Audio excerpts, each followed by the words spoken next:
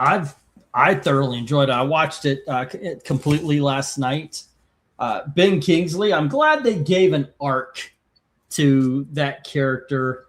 And I love the fact that he did the whole, I can't spoil anything, but they give an arc to the Mandarin.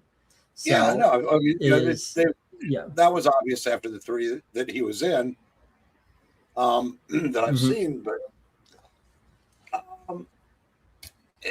he's throughout the entire show. Yeah, no, it's a good get Ben Kingsley to do a series. Yeah. And you could tell he's having a great time with the character. I mean, this is a meat and potatoes part for him. So, I mean, it's a really good show. I will say this, people are going to hate the show. And I'm going to make a prediction that a lot of people that really hate on it are the ones that complain that Marvel doesn't do anything different. I think those are the ones that are going to be the most vocal haters, because this is absolutely a different show. But it is fantastic in my opinion. If you're wanting a superhero show, you're not going to like it. I told Venkman not to watch it. He won't like it. My friend Jerry would hate it on Contact. Yeah. But, I've been less than impressed with a lot of what Marvel's been doing lately to sort of find something I actually like. It's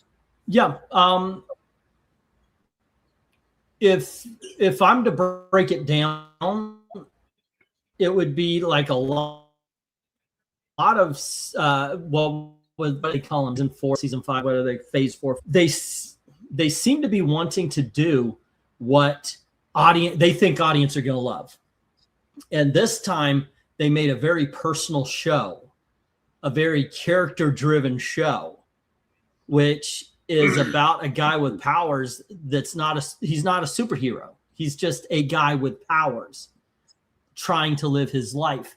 And it's, in my opinion, I love this step outside the box. But then again, anything that does kind of step outside the box, those end up on the top of my lists. You do, for those of you who don't know, there's an old movie with Ryan O'Neal and Barbra Streisand. It's called What's Up, Doc? And it's basically, there's this big gathering at a hotel, and you've got jewel thieves and you've got geologists and everything. And one guy has a bag of rocks and the jewel thieves have a bag of diamonds. And then you've got another couple of people who have similar bags just filled with, touristy things. And these bags keep getting mixed up and it becomes a big old chase. Well, that's Ant-Man 2, Ant-Man and the Wasp. And I love the fact that Ant-Man and the Wasp was What's Up, Doc? But with superheroes. I like it when they step outside the box. Sometimes it misses, sometimes it hits, but at least they try something different. And I think Wonder Man hit. For me, it hit. I only watched it because I was testing my app, and I go, I'll pop this on, see if it comes on. And it did. And then I thought, okay. Then I saw it was only 30 minutes. I go, all right, maybe I can make it through one episode. If it had been like 50 minutes, I probably wouldn't have even started it. Yeah. And but it hooked me on the one that I watched. So 30 minutes makes it a lot more palatable. Yeah. I don't believe Grand Admiral said don't know enough about Wonder Woman or Wonder Man. By the way, I've done that constantly. Wonder Man to care. I don't buy into that kind of thing because you didn't know who Forrest Gump was. You didn't know who Algernon was to care about the flowers. You don't know a lot of people of whom the movies you watch. Nobody knew about John Wick. Nobody gave a fuck about John Wick. But you watch the movie now, you give about John Wick. I get what you're saying, but it's different with comic book properties. People like to know what they're maybe not. I once again, look, it may be, it's just a personal thing. I don't think it's I think using it is a bias against instead of for, because you will go out. I don't know shit about this movie other than the 2.5 minutes I saw in the preview, but I'm going to give it a try. But when it comes to a comic book property, I don't give a fuck about that 2.5 minutes. I don't know who this guy is, so I'm not going to give it a try. And those are the two choices you have. And you are making a choice to be prejudiced against the superhero movie, but not against the movie that you have no clue outside of that 2 minutes. Well, you know, so yeah, once again, that's how I see it. And that's you're in this hobby, you kind of feel connected to it. You don't have that connection when you go out and pick just a regular movie to watch. And so I said, if you don't know anything about but he's saying he doesn't know. Yeah. Okay. I mean, maybe 2 years from now, you'll have read some Wonder Man and go, okay, I'll give it a shot. Now, I will say, knowing a lot about Wonder Man won't do dick when it comes to this show, because it's not about no. It's just a show. We were talking. Oh, go ahead. Sorry. Hey, we were talking about this. One more thing, because it is on the mind. Me and Gil were talking about this. What's her name? The girl who plays Ms. Marvel is a big comic book fan, and she challenged Kevin Feige and said that your movies are not the 616. He says it's our version of the 616. She said. And then she goes, and that's why it's not the 616. Here's the thing. How can you call it 616 when Wonder Man is not Wonder Man of the comics, not white, or the Infinity Gauntlet didn't fall the same way? So absolutely, that's a win for us. Let's get this thing going. We've got Christopher Davis, 2847. Oh, my God, I love Russ Heath. Well, here's what I did. Look. Russ Heath is one of the other guys. Everybody knows Joe Kubert and his war comics. Russ Heath is one of the other guys, an amazing artist, one of my favorites. I could have done 100% war comics. I wanted to grab a little bit from all over the place. We do have a couple of war comics, though. Don't get me wrong now. And I hope I found some interesting ones for you guys to rank here. We do have 12. I thoroughly enjoy all of them. I'm going to be honest. For me, it's an A fest or a 10 fest. It's going to be. I might as well not even give my grade. It's across the board to me. But you guys, obviously, for those of you who are new and listening in, 1 is god awful, 2 is horrible, 3 is bad, 3 is very bad, 4 is bad, 5 doesn't do nothing for you, 6 is average, 7 is good, 8 is very good, 9 is awesome, 10 is super awesome. Whatever those numbers mean to you, that's what you give it. And as far as that's concerned, let's get going, and we will go for book 1. Eric, you could start us off here. And leave your comments and why you chose the number and everything. It's just me and Eric. So generally when it's just us, every comment gets what the hell? Oh, there it is. Okay. Let's see. Book number 1 is a Brave and the Bold cover. There you go. It's Brave and the Bold, and it's issue what? I can't even read the issue, and I didn't. What is that? 12 or something like that. It's there you go. All right. I'm going to go 9.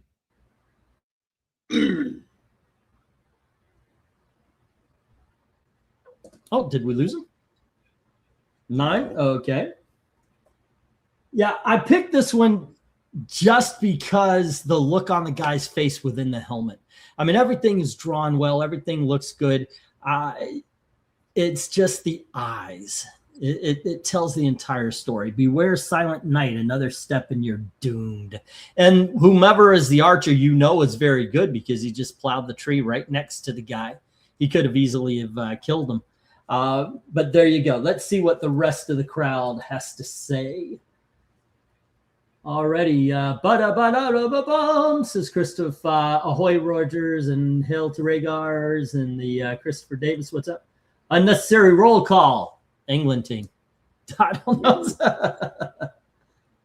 Yeah. All righty, so Austin has given this one an 8, and then we have an 8 from Ethereal Dragon as well. All righty. And then we have 10 from One Slick saying, love the Silent Night covers. I know, right?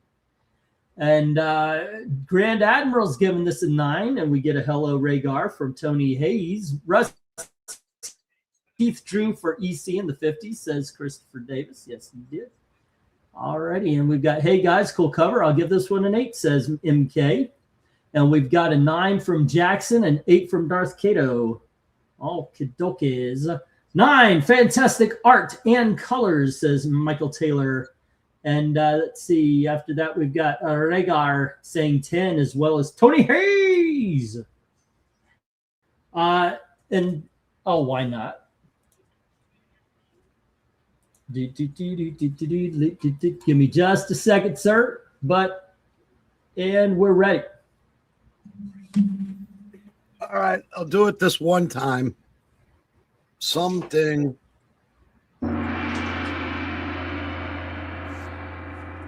Ooh, that's Long here. Rook right, KK. Guy with red helmet, bow and arrow. I rate 7. alrighty. Let's see. And then we get the hello, Desert Roses in the house. And Sumding Wong, of course. Alrighty. And let's see. Austin says, I just came from Hunger Games, Mockingjay Part 1 in theaters. Haven't seen it since it came out 12 years ago. Okay. I missed Night of the Hunter this week. I thought it was yesterday. So I was all geared up to go see Night of the Hunter. It turns out it was last Thursday. I am not missing Sunset Boulevard next month. That will happen. I was tempted to give it a 10, says Michael Taylor. Oh, well, you fought temptation, and let's see where we landed. All right, we'll get the stop. If you haven't voted, feel free to put your 2 cents in. Say again, Eric? That was a cough.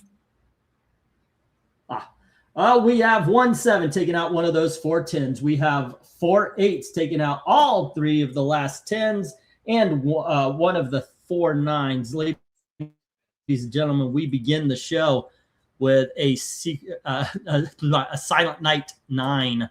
All righty, and we will move on to book number 2. Book 2. If you guys ever wonder why I pick 12 covers, it's because basically it's a year. It's a year of comic books. Obviously, it's different when we go to the Golden Age, and that might actually represent 3 years. But that's why it's always been 12. Sometimes we go to 15. Here we go. Let's see what book 2 brings us, kids. It is The Two Gun Kid, issue number 21.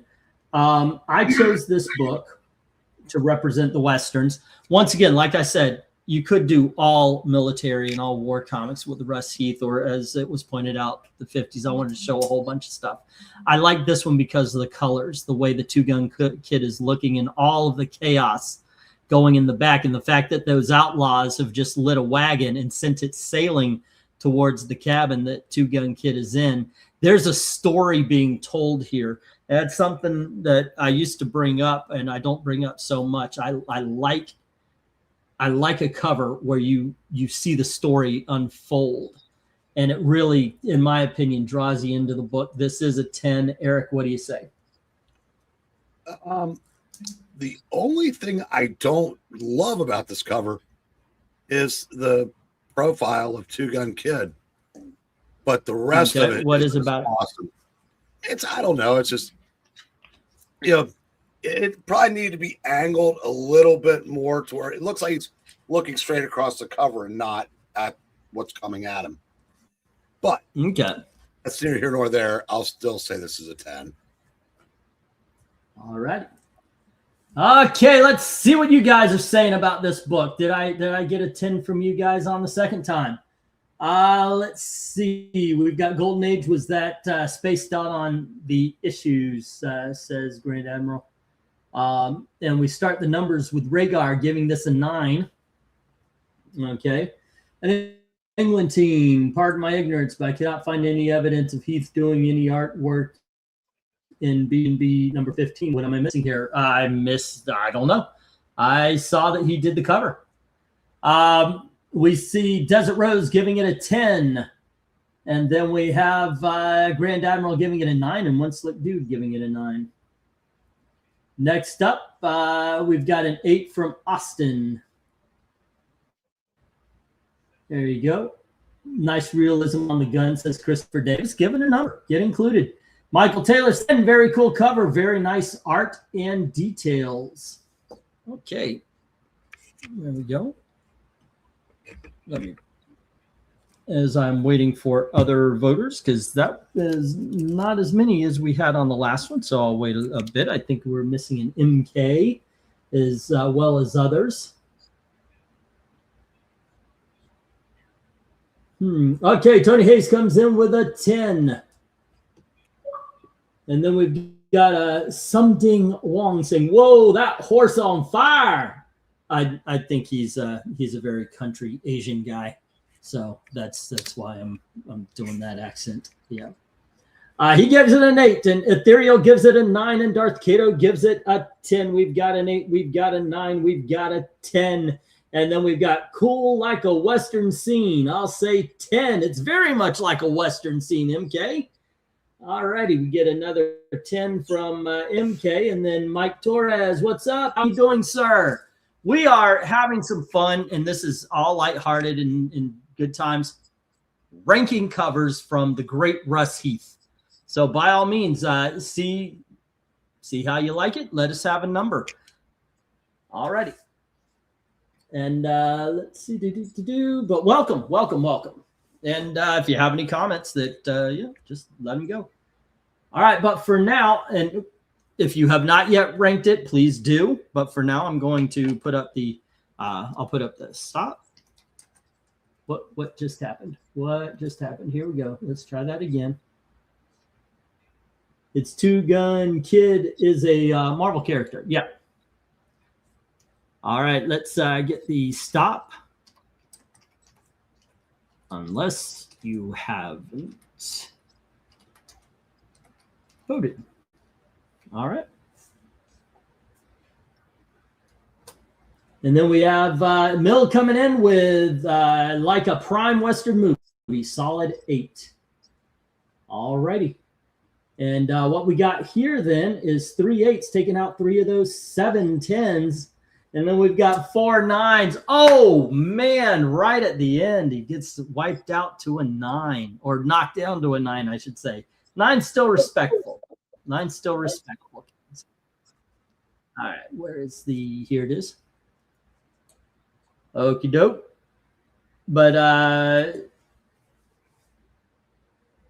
here we go. And let's get the go for book 3. The Two Gun Kid was an honorary Avenger, yes or no? I think that's the Mike Torres question there. Eric, what do you say? What's up? Two Gun Kid ever joined the Avengers? Not officially. Yeah, that's what I was saying. He's an wasn't he an honorary within that one story with Hawkeye? Thank you very much for the super chat there. Thank you. Well, he remember he left in the middle of the Korvac saga. He got homesick and asked to be sent home because he was one of the guys that the Collector kidnapped. But instead of transporting him back to Earth, he had him transport him back to 1873. So he wasn't really an Avenger. He just hung out with Hawkeye. Okay. Okay. So he was in the Avengers. He wasn't an Avenger. Exactly. All right. Okay. Let's go to book 3. And here you go, Eric. We have another Western, this time from DC Comics, called Top Gun. And that looks like 72 or something like that. Okay. I'm going to say 9. All right. And I'll tell you what, the shadow on the bad guy, the horse in the background losing it, the way the guns are falling and fly. I don't know exactly. I guess he's swinging around how that one gun, or is that part of the logo? But there's like one gun that one in the sky is. How did that get there? I'm giving this a 10 though, because I love all these covers. But let's see what everybody else says about it. And Mike's challenge, you say yes, he was an official Avenger. All righty. Let's see. The Ethereal says 8 and Tony Hayes says 10. Alrighty, and we've got a 10 from it looks like Superman is shooting someone. Yeah, he's got that spit curl and everything. Yep. All righty, let's see. Doesn't even look like Russ Heath art, says Christopher Davis. Desert Rose says 10, and we get a 9 from Austin. I can't resist a good color hold. All right, so we got a 10 and a 9. Let's see. 10 guy kind of looks like Brave Star, says Grand Admiral. And then we have Hishuka Dead. I rate 9. The red-orange sky has a good background, saying Mill, giving it an 8, and then a 9 from One Slick and a 10 from Rhaegar. All righty. Let's see. Do we have any more votes before I put up the stop? And give me just a second here. I got to turn the fan in my direction. It is a little warm in my corner here. All right. Dun dun. Michael Taylor comes in with a 10, and he is saying very cool cover, very nice art and detail. All right. That dude kind of looks like Superman with a gun, says MK, giving and laughing says, haha, I agree. 10. All right. I do believe that's everybody. But if you are new here and you're watching going, hey, can I vote? Yes, you can. Yes, you can. And whatever, go right on ahead and join. And even give us your opinion on why you give the number. That is always welcome. All right, for this one, for book 3, we have 2 8s, taking out 2 of those 8 10s, and then we have 4 9s. Ladies and gentlemen, boys and girls, from around the world, we have our first 10 with Top Gun. All righty. We got to see what book is going to go against that bone cover in the bracket fights. I don't know if it's actually going to go up against it, but there you go. All right, let's go for book 4. All righty, Eric. Mike's saying I'm more of a Marvel fan. Hey, some people are Marvel, some people are DC, and some people are just a little bit of everything. I would have told you, like in the 80s, I would have told you I'm a DC guy, but I literally bought whatever I could. I mean, I had a pull list like that big. It was just everything. I mean, because also collected the independents and everything. At one point in time, I was probably buying damn near everything. I think, Eric, you told that same story too. But at one point in time, I was buying damn near everything being published that I could. Years ago, I would. All right, Eric, here's – oh, go ahead. I said years ago, I would go to total strangers and say, I got a friend that I won't meet for another 20 years. His name's Aaron Butler, and he buys almost everything that comes out.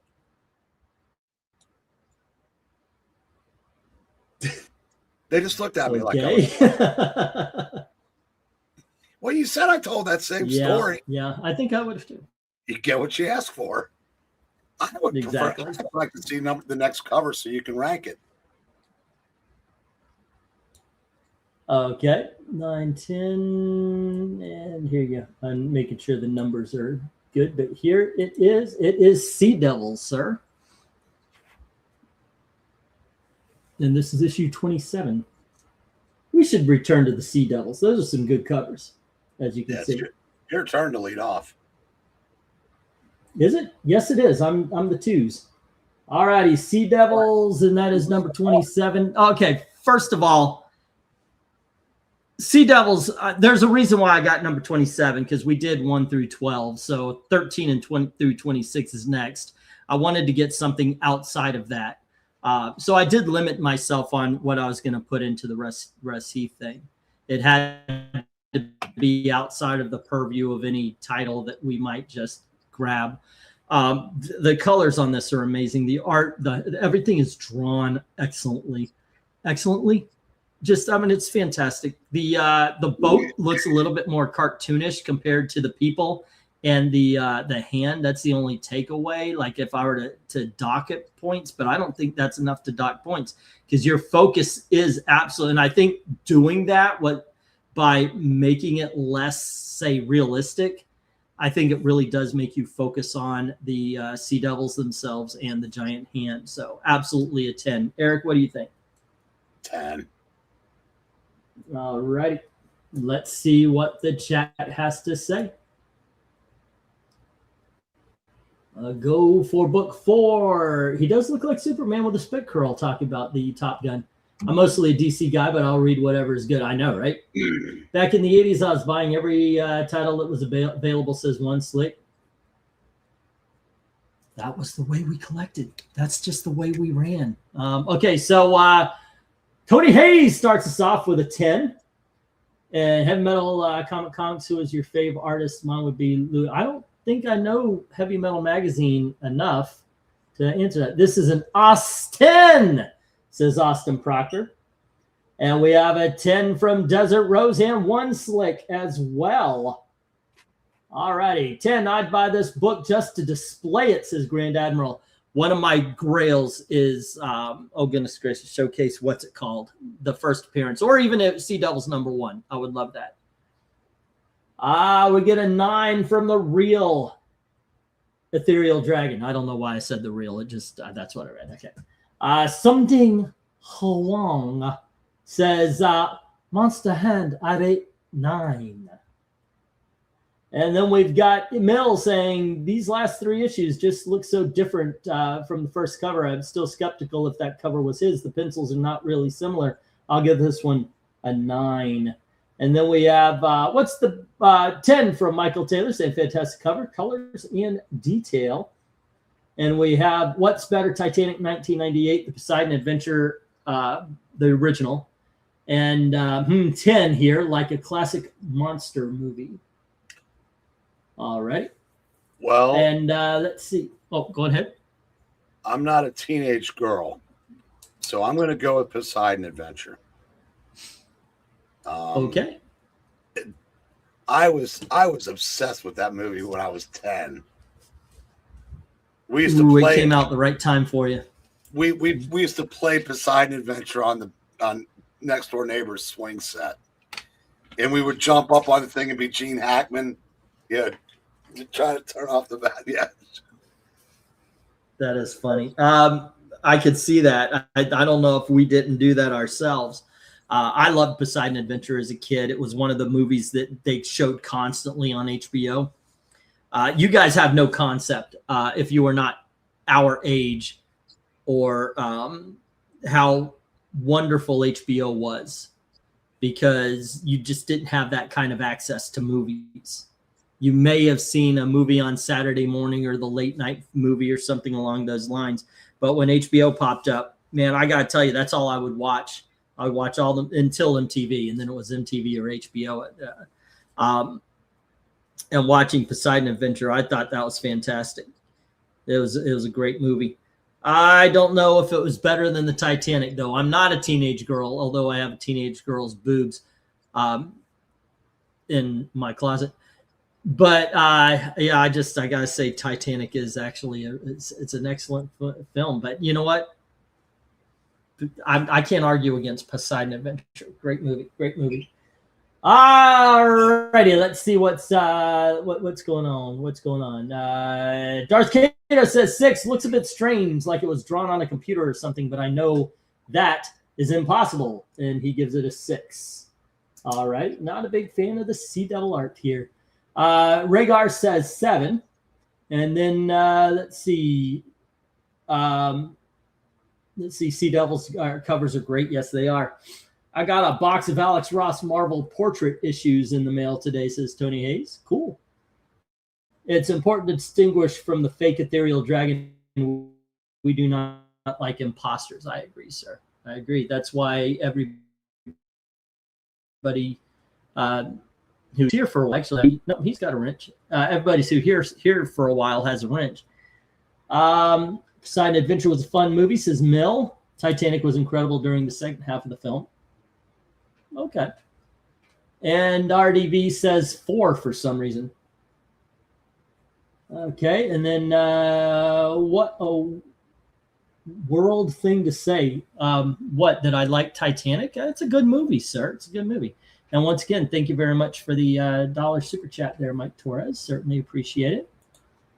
Yeah, I see the Poseidon Adventure on the Late Show, and Towering Inferno was popular at that time as well. Exactly, yes. All right, let me put up the stop, and let's see where we stand here.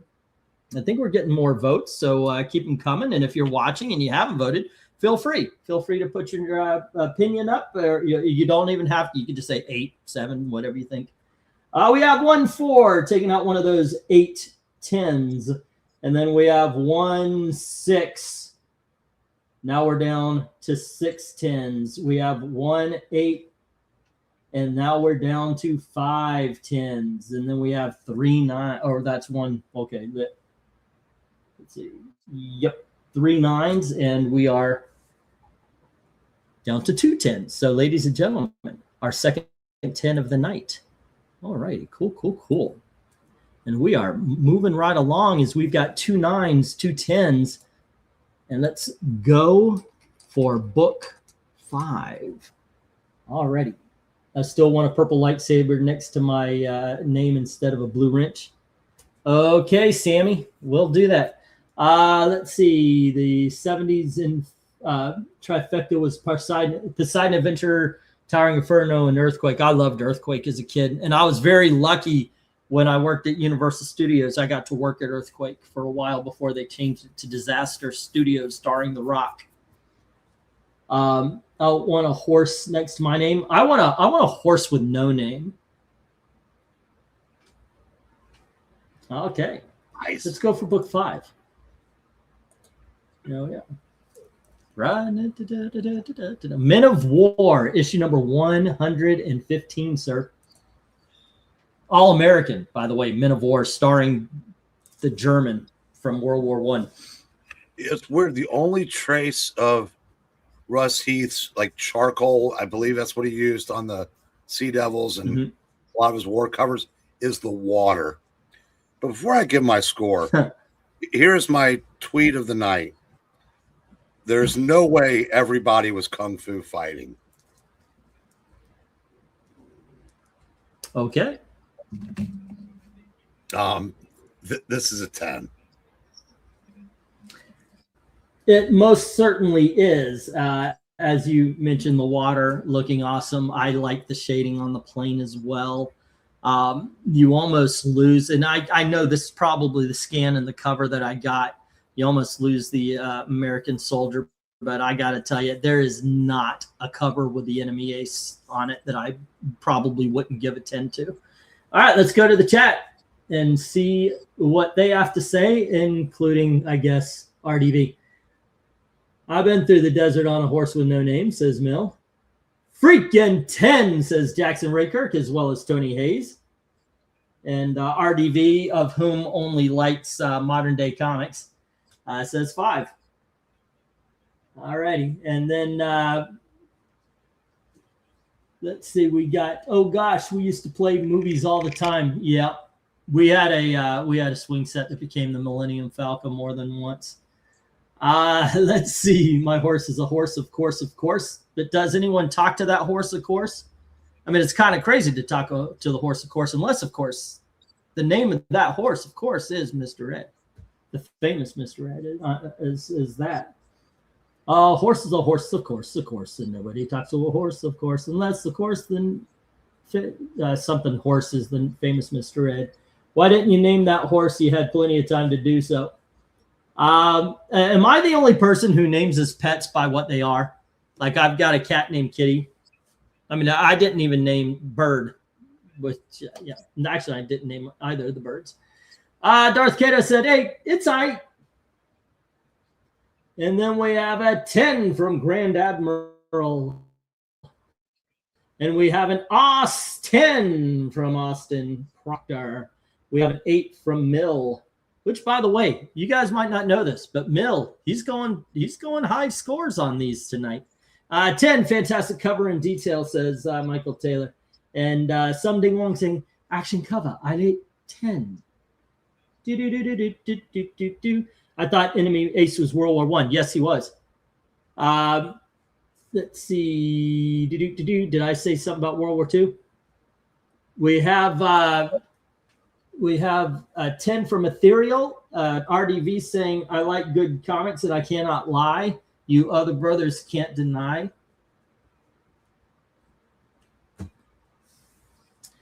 That when a Michael Bendis comes in the room, I have to, that's his favorite writers, Michael Bendis.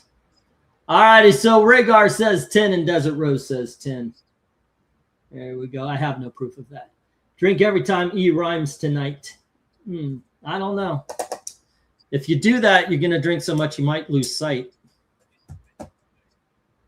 I don't have a horse named Horsey, says Desert Rose. How about this? What ship is cooler and more iconic, Millennium Falcon or the Enterprise? Ooh.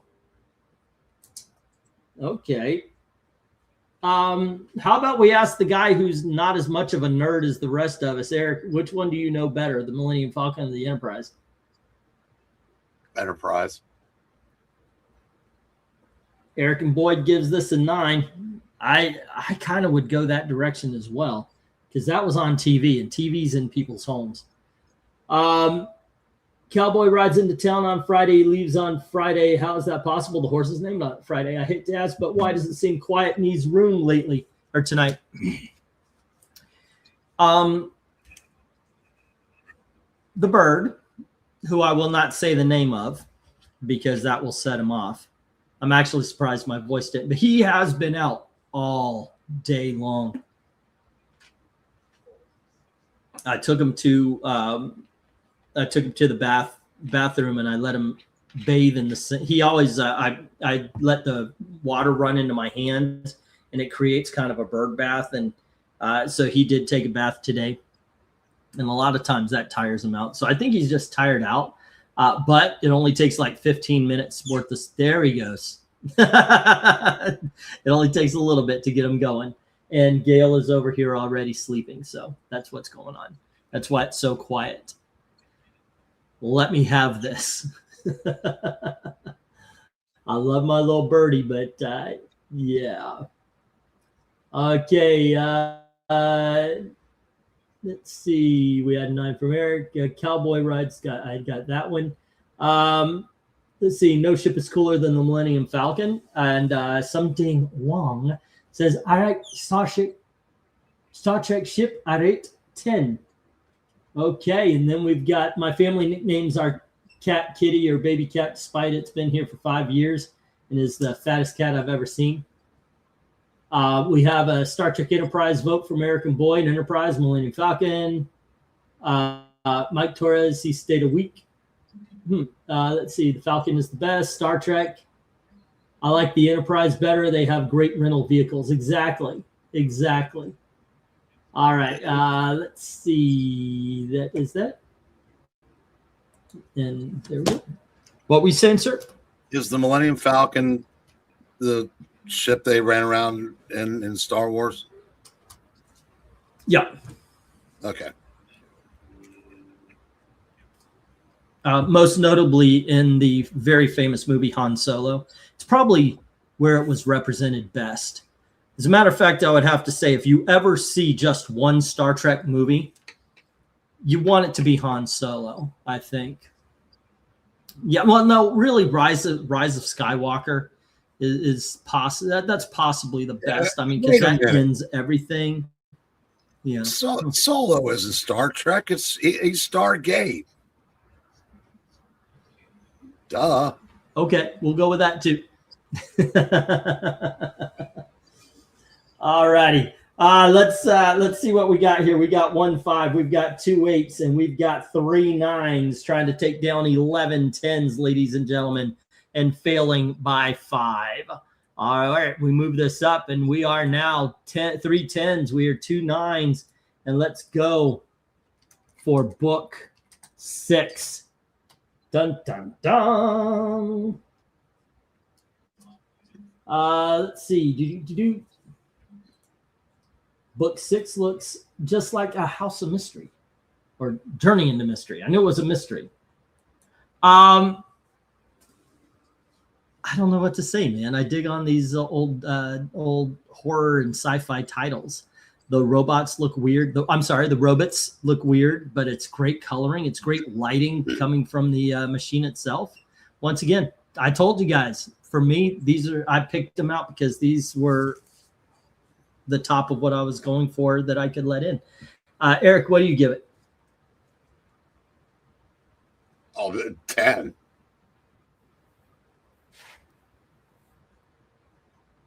All right.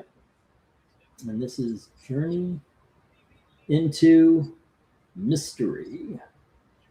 And that is number 51. All righty, we're going 2 10s. Let's see what everybody else has to say. Darth Cato, with his usual bad movie takes, is saying the Solo movie was bad. Dude, we found out how he got his name. We found out how he got the dice in the Millennium Falcon. Okay. You know, do you know of any other movie, any other sci-fi or even serious movie that has a genderqueer robot? I'm sorry, robot? No, you don't. Thank you very much. Solo was groundbreaking, sir. Groundbreaking, I say. Yes. You know what was fantastic. good that has Han Solo in it? The Christmas special? What would you say? The first episode of season 3 of Shrinking. It's the one that Michael J. Fox is on. Okay. Yeah. You know, Harrison Ford has Parkinson's in it, and he's getting a checkup, and Michael J. Fox is sitting over from him, and he goes, and Michael J. Fox goes, "What are you in for?" And he goes, "Parkinson's. What are you here for?" He goes, "Oh, just a haircut." Then he goes, "That's awesome. You know, I should get a better laugh than that." And it's I don't know if you watch that show, but it's but that actually makes me want to. There on Apple TV, by the way, same on Apple TV, there is a documentary about Michael J. Fox and, the start of his career leading into the Parkinson's and so forth. I really recommend it to everybody. It's fantastic. Serious fantastic, not Solo fantastic. Okay, let's see. Rhaegar starts off with a 10, but Mill says, no, that's a 6. Honestly, it doesn't do much for me. I had such a yayo experience with Solo. I didn't see it in theaters, despite being a Disney Star Wars fan at the time. Then watched it at home and liked it. Watched it again and didn't like it. Now, sometimes you get into the just the adrenaline of things and you like it, but when it settles down, it's like, I don't know. Grand Admiral says 10. And then we've got, okay, Star Wars fan, what was the name of the ship Leia was on in the beginning of New Hope? Oh, that's easy. Tom. Let's see. Darth Vader says 10. Now, this one is really cool. And then we get a 6 from RDV. Let's see. We've got Desert Rose 10 and an OS 10 from Austin Proctor. 10 from Eric and Boyd saying, I dig it. Can you dig it? And one slick dude gives this a 10. So there's 4 10s, and Ethereal comes in with a 9. 1, 2, 3, 4, and a 9. Spiffy, what's up? Englatine over here. Look, I know I have no mouth and I must scream is a terrible future, but it'd make a great cover. Okay. And Spiffy gives this one an 8. Alrighty. And then we have Sumding Wong. I hear Solo movie no good. Is it good? I watch at 8. In all honesty, Sumding Wong, I really can't tell you if it was any good or not because I couldn't see the freaking thing. That movie has the worst lighting in movie history. I'm not kidding. I used to joke like, oh, I didn't like it. Why? The lighting. Because it seems like that would be such a small thing. But Solo was one of the darkest, and I don't mean in tone. I mean literally darkest filmed movies I have ever seen. And yeah, but anyway, there you go. I would say it's not, in all honesty, with all kidding aside, not a good movie. Let's see. I'll gender your queer, says Rhaegar. Let's see. Sup, Kato. Hello to slightly misaligned Jackson from Eric and Boyd. Years ago, I gave my friend $50 to buy an original Falcon from 1978 if you could find one. Did he? Let's see. Hello to Englantine and Eric Brink. Hi. Let's see. Parsecs measure distance, not time. They tried to account for this in Solo, says Christopher Davis. Let's see. If any robot is allowed into hell, let it be the robot from Solo, says Darth Cato. he scared one of those big falcons with fancy sounds. Oh, scored and lights. It's so cool. Solo is a Franken movie, like an Al Franken. R.I.P. to, I know, right? You know, God, that one hurt. I got to tell you, when I saw, I was like, no, not Catherine. And when you get a certain age, you got to realize it, you know, I mean, 'tis the season, you know, and yeah, Catherine O'Hara has done a lot of stuff that has just that long lasting flavor. I mean, Beetlejuice and Home Alone just being two of them. Personally, she's a member of Lock, Shock, and Barrel from Nightmare Before Christmas. So yeah, she's got my Christmas wrapped up for life. Tony Hayes says 10. And then we have a 10 from Michael Taylor saying 10, very cool cover and colors. This cover definitely makes you want to read the story. I agree. Gosh dang, George Lucas made the parsecs explanation too confusing. I don't blame them for getting that part wrong. I like Solo solely because it's the one piece of Disney content where the Empire actually seems scary, excuse me. Still not as good as the Legends. I actually liked the heist version with the bits with the heist. I thought if they stayed on that kind of route, it could have been a good movie, but they left it. Can you dig it? I guess I just have an issue when text boxes take up 60% of the cover. I'm sure that I can see that. Kind of simple cover, but the starkness of the lighting and shading and colors really make this stand out, says Eric and Boyd. Okay, I'm going to get the stop so I have a place to actually stop when I'm reading the comments here. Let's see. The name of the ship was Tantine 4. It was called Corlin Corvette. Okay. Hey, and Mark Hamill was in a movie called Corvette Summers. Let's see. The Batman 89 lighting was bad as well, says Michael Taylor. So then you hate Pitch Black because it's dark. No, because Pitch Black's whole point was it was on a dark planet. Han Solo wasn't supposed to be completely dark. England Teen Alien versus Predator Requiem was another good movie ruined by lighting. Oh my gosh, it was horrible. That one absolutely. And Mill said, thank you very much for the super chat, Mill. Wow, new treats for pistachio. All righty. That's like 4 bags of those millet things. I get them. But all righty. It's a Frankenstein movie. It had to be rewritten as such. Yeah. Speaking of darker movies, cosmetically, is Solo darker than AVP? No. AVP Requiem is actually unwatchable. At least there are some scenes that step out of the darkness for Solo. Okay, and there we go. Mark Hamill was in the pilot episode of 8 and I did not know that. All right, what we got here? We've got 2 6s, we've got 2 8s, and we got 1 9, taking out 5 of those 11 10s, ladies and gentlemen. We are now 4-2 with the 10s. There we go. And remember, if you're watching in, feel free to vote if you haven't. Everyone's welcome. Step into the light, my children. All are welcome. No, you said don't go into the light. All right. Anyway, let's get the go for book 7. Go for book 7. All right. Don't forget, though, England Teen was founding member of DeBarge. Yeah. I was the guy who said, no. You need to go, right in the middle of the song. I think it would have been so less without that. To the beat of the rhythm of the night. Without the it's not a hit. It's just not a hit. That was me. You're welcome. All righty. Here's book 7 there, Eric. It looks a little bit like the Sea Devils. Hey, it's Pixel. Hi, I'm Pixel. All right, Eric, what do you think of the Star Spangled War stories?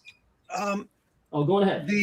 The dad in Beetlejuice, the actor named Jeffrey Jones. Is he a Republican or something? No, No, he's a I pedophile. think he's a pedophile. Yeah. Oh, is he? That's why he's blacklisted from Hollywood. Oh, wow. Okay, so when someone tweeted the wrong parent on Beetlejuice died, it wasn't political like it usually is. So No. Okay, because I said that it's Did you see Beetlejuice 2?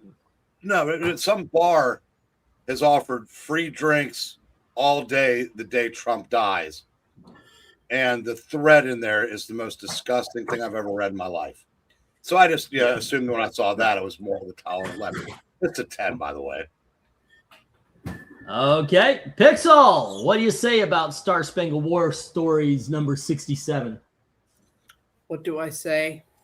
I say, hey, what's going on? No.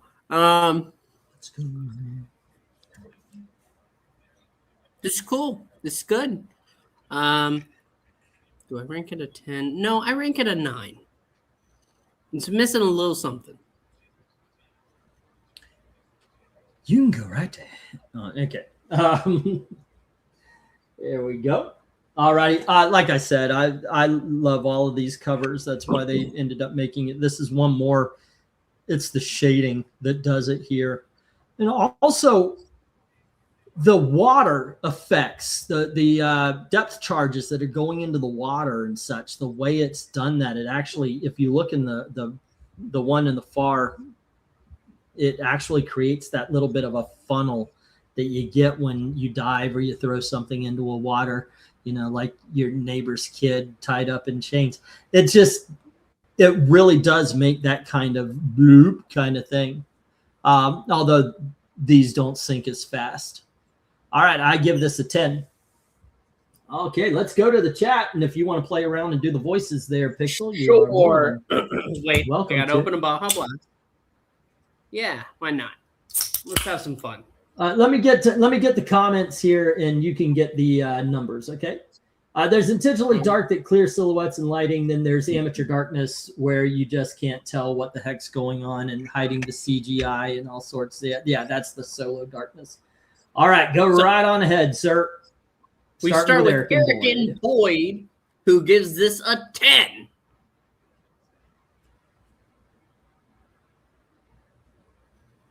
Did it come through? Austin Did you hear my 10? Yeah, I heard the 10. Okay. Yes. Austin Proctor called a doctor. The doctor said 9, which means no, he'll have to make another appointment. Tony Hayes says 10. Jesse Rose says 9.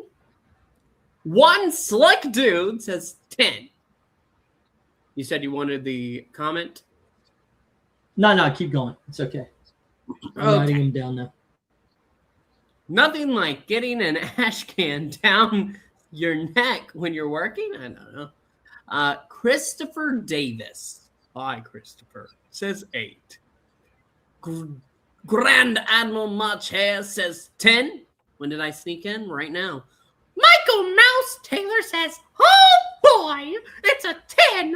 Very cool cover in detail. It does remind me of a Sea Devil cover. Actually, though, I'm going to change it to a 9. Darth Kitos says 10. That dude is dead. Lol. Fifi Gonzalez says 8. Needs Aquaman. Sorry, hell is closed. It froze over. That's great. Oh, we do have one that Eric needs to read, though. You're being called up, sir. Oops, I forgot. I gotta highlight it.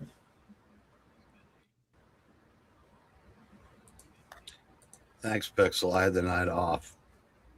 Someday. Water effect. Rook real. High rate. 9. A Serial Dragon says, it's not, Uncle Donald. What did I do for milk? Oh, I remember. Milk says, solid techniques. shading, once again. Not my genre, but simply based on looks, I'll give it an 8. Lil Rhaegar says 10. And...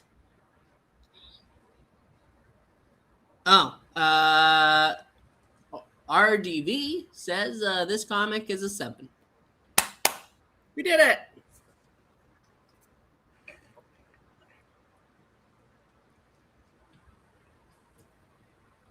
Let's see. Where are you? Is that all the numbers? Yep. Okay, let me get the stop. And there was they fought each other in the Marvel versus DC, but there was never a crossover comic. However, Aquaman did cross over with Jabberjaws. It was okay.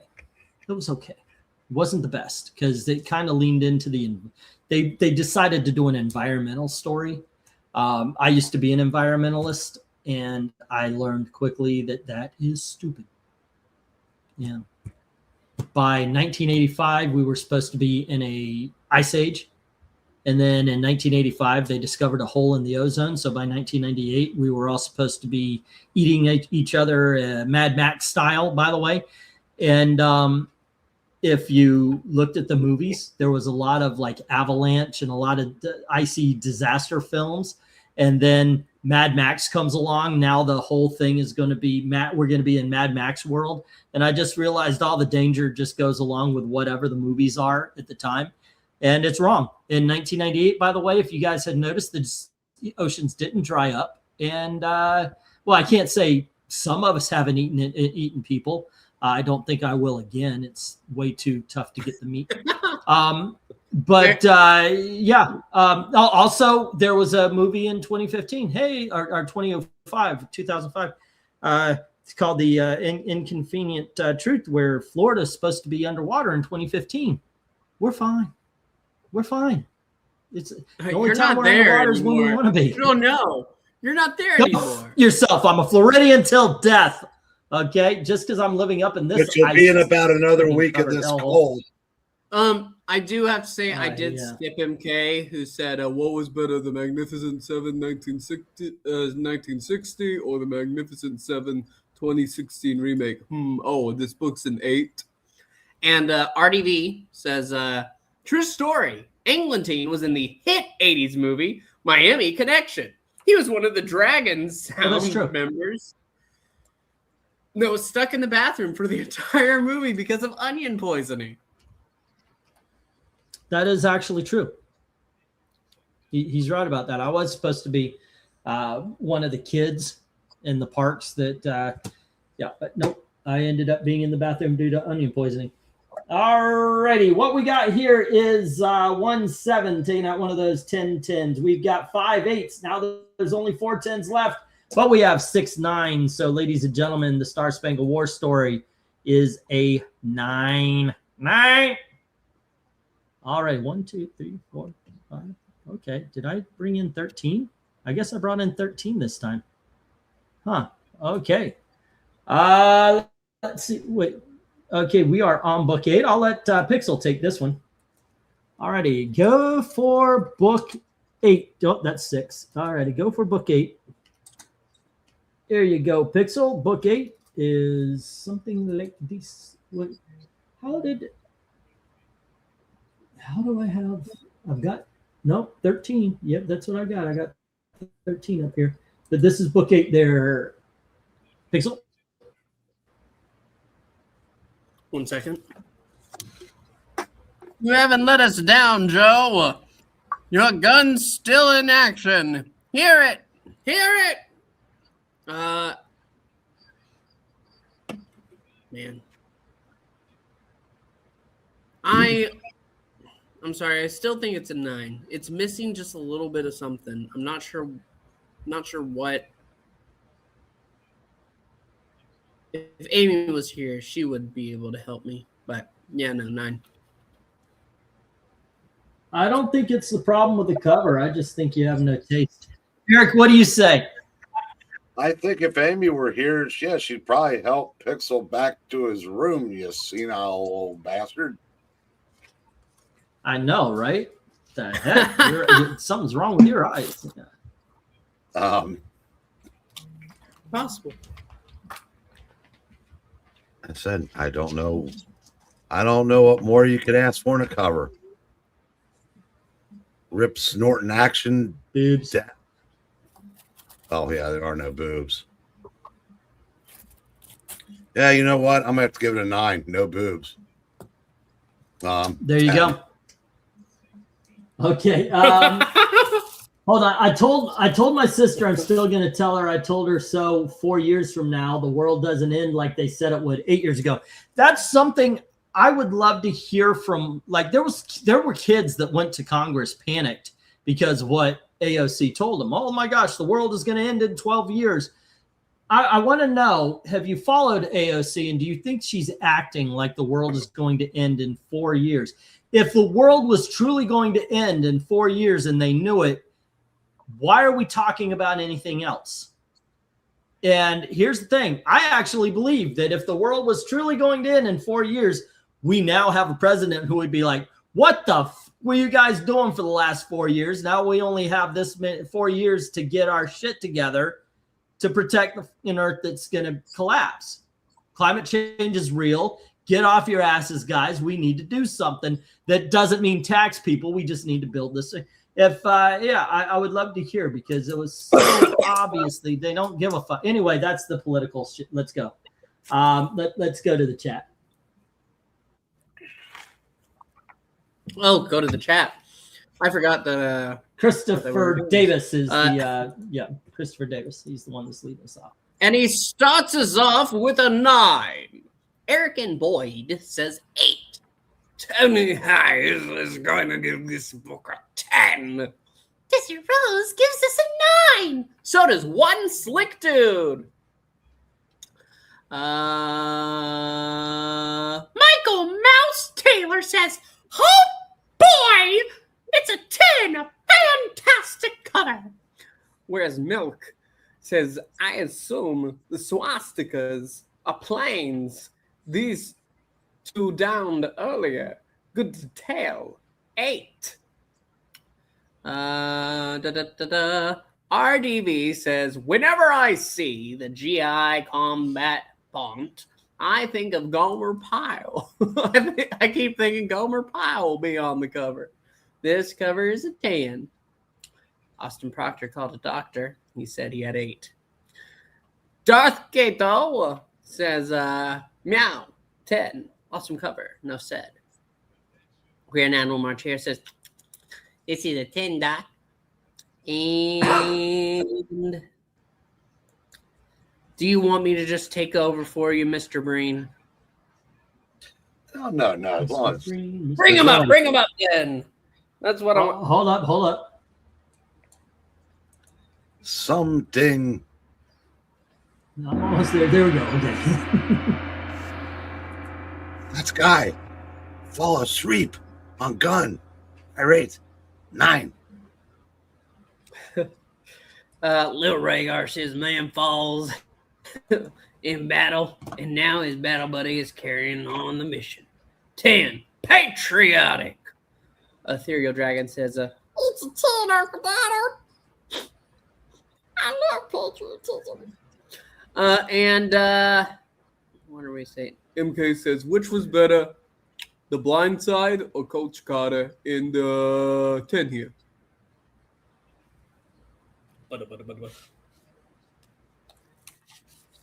I'm with Dark Cato. I haven't seen either one of them. Coach Carter. It's got Sammy Jackson.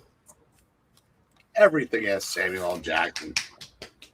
All right, we got the stop. Holy crap! I'm watching the We've got UNLV. 3 8s. We've got UNLV 4 9s. Jackson. Hey, you have you been watching We've got Tulsa King? 3 8s. We got 4 9s, but we have 10 10. So this is a 10. Say again, Pixel. I was just thinking. I was asking. You know what this show needs? Some Samuel L. Jackson. Of course. He's tired we of have $5 million. But no, have you been watching Tulsa King? Because he does appear in Tulsa King. Oh, no, he's in the last 2 episodes. I saw season 3. Great in it. He was great. I'm glad he didn't die. Thought he would. Well, he's getting his own show. They're spinning him off. Is he? Oh, that excites me. And he goes to New Orleans. All right. Go for book 9. All right. And I guess this one will be mine. Book 9. Book 9. Book 9 looks like this. Strange Tales, I think. Yes. Once again, I'm a sucker for good lighting on a book. There's obviously some kind of robot, and he's hunting him down, and he's got him. I got to tell you, I also like the shading on the ones off to the side. It just works. All righty, what do you think, Eric? Is that trisexual lighting? It's trisectional. Sectional. Oh. Yes. I love this. This is a 10. Except for right. that must be a very, very small car. Or that's a very big Yeah, it really dude. does, because yeah. What do you think, Pix? Sorry, you got me mid-sip. This is pretty good, but I'm gonna go 8. Man, why do you care what flavor of that Baja Blast you're drinking? Because you clearly have no taste.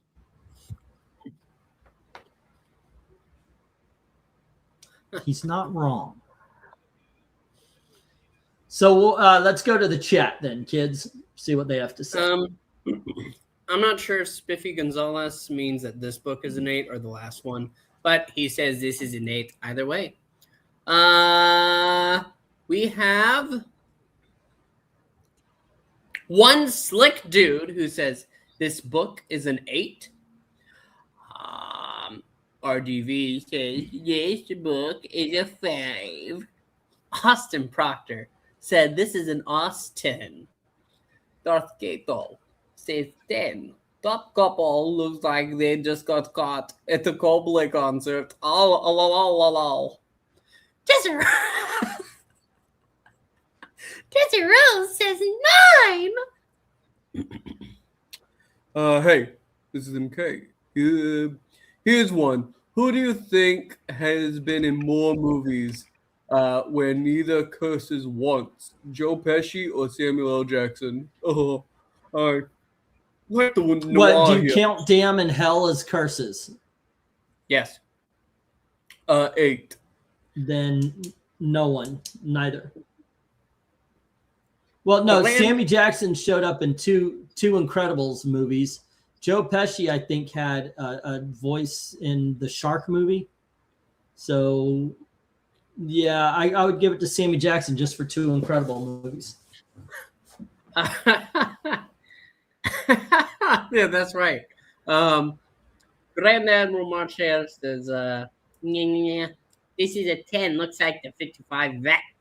Michael Mouse Taylor says, oh, boy. This is a 9. Oh, and now we need something.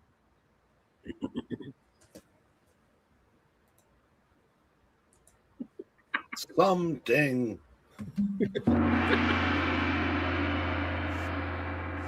They have Batman right on them. Rookreich, 3 eggs. I rate 7. Milk says the shadow knows. No, the shadow effect is nice, except for the guy that's there on the right is his hat's showing no shadow, nor is his right arm on the car. It's a 6. Ethereal Dragon says, it's an 8. RDV is saying he remembers when Dr. Hines Doofenshmirtz took over the whole trisexual area. Little Rhaegar says, good Lord, you guys, get to us quick. Hey. Do you want us to give more time? Oh, that's right. Darth Kato's pointing out if Samuel Jackson was in the prequels and he didn't curse in there. Okay, so that's 5. Now, Home Alone did Harry say damn or hell? Because remember, you counted damn or hell.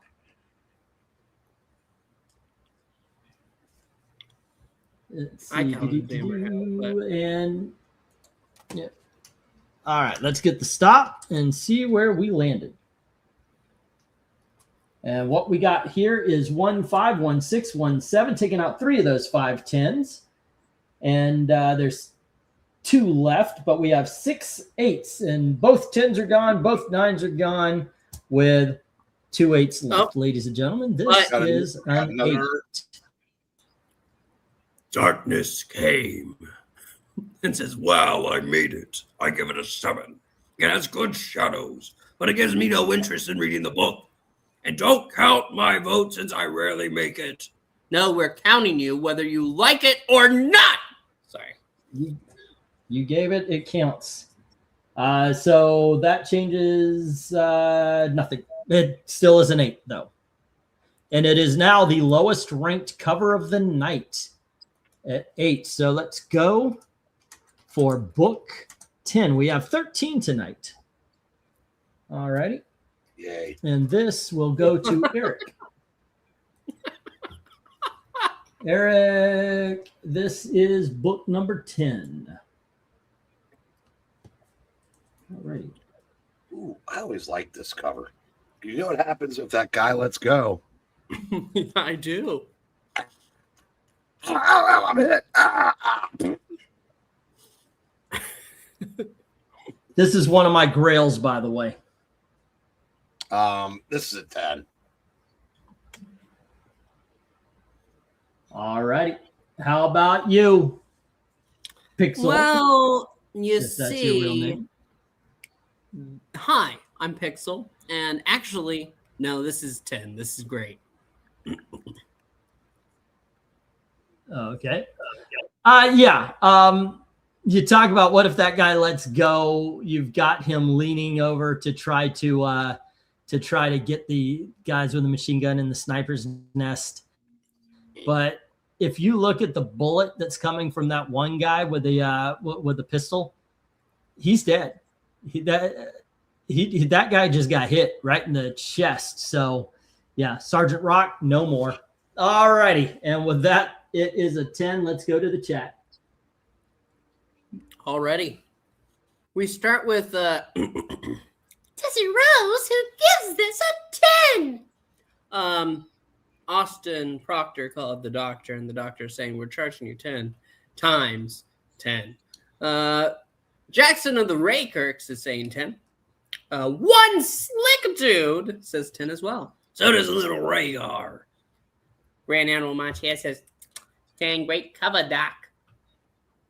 Milk says that this is a decent cover. Once again, great job with the pencils for the detail, but it's an 8. Hold on just a second. I do want to say this. What's it? Christopher Davis. He's mentioning this looks like Severin.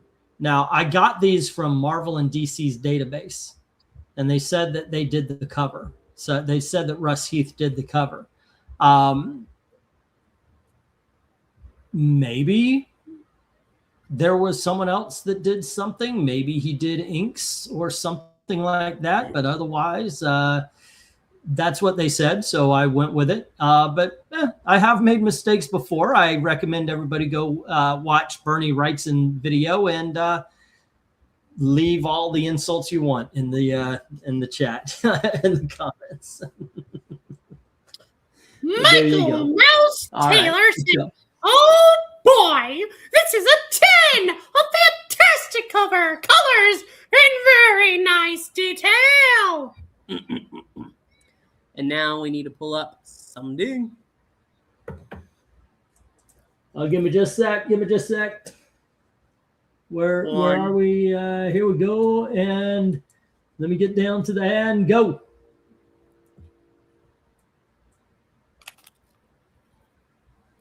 Did we lose him?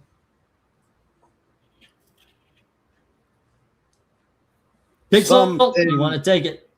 Oh, something. Guy might fall. Get shot. I rate 9. All right. There we go.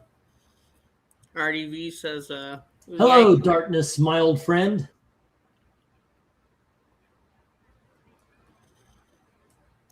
Like my mom? This cover is a 10? Well, okay. Is your mom hot?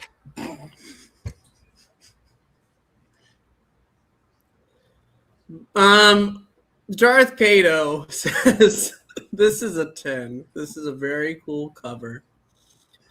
Darkness Comes as 9. Cover gives me thrills just looking, and it gives me 66 Batman thing.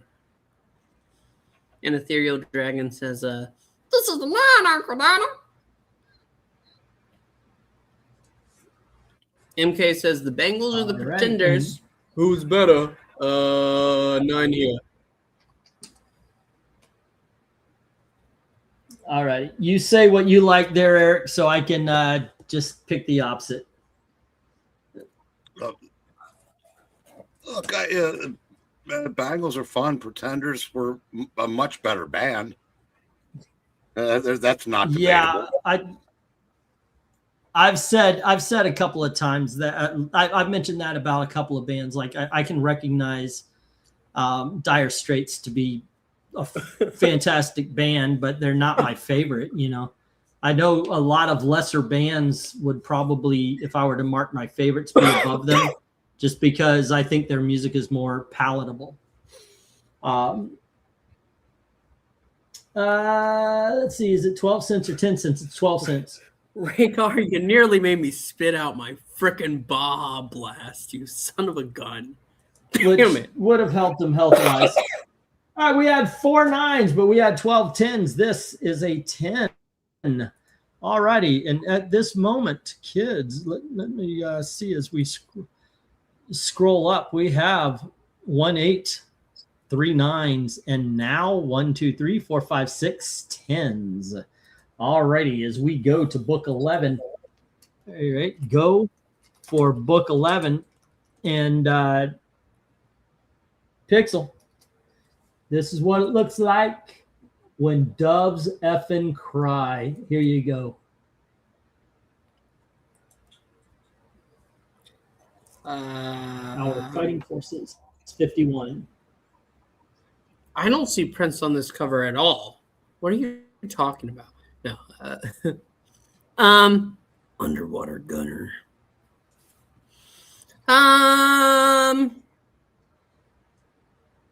This is okay. I'm gonna go 8. You liar. Okay, how about you, Eric? What do you say? 10. All righty. Once again, colors, shading, everything's drawn well. It tells the story. Everything's framed perfectly. You get what's going on. Absolute 10. Let's go to the chat, kids. All right, we start with Ethereal Dragon saying that this is the Monarch battle. Dark Admiral Montier says this is an absolute 10. Desirello says 9. One slick dude says 9. RDV, this book is a 5. Stop talking about my sister. Austin Proctor said 9 to the doctor. Lou Rhaegar says 10. Milk says the hero is here to receive an uncomfortable suppository. This is a 7. Darkness Comes says easy 8. It gives me the sense of urgency, but not alerting to read. Okay, in that voice, I must hear you say, I'll get you, Gadget. I'll get you, Gadget. There you go. All right. Kato says, 10. That dude is definitely going to throw his buddy on the way in the torpedo.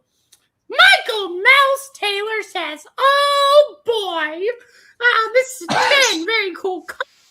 Love the torpedo coming at the frogmen."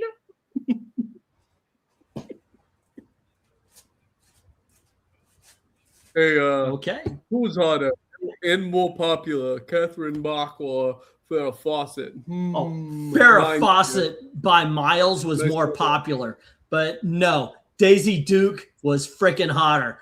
I will die on that hill. Catherine Bach was hotter, but Farrah Fawcett was far more popular. And now we have a Sumden. I'm gonna push back on that a little bit. Okay, saying on what part? The hot? It's got to be the hotter because Farrah Fawcett being more popular. Farrah Fawcett she was on top of the world when that red bathing suit poster was out, and she was in Charlie's Angels. 1 year after Charlie's Angels began, she left. That poster had been around for a while. Dukes of Hazzard kicks into gear. There's a Catherine Bach poster out there, and she hung around wearing those Daisy Dukes for years. I would say she replaced Farrah Fawcett as the number one. Let's just put it this way: as far as like the tissue manufacturer's favorite girl. Okay. Actually, I stole that from someone posting once. Millions of Kleenex valiantly gave their lives for this poster. Fishy man, dead. Big ball shot at him. Irate, 8. Jackson of the Raykirk says that this is a 9.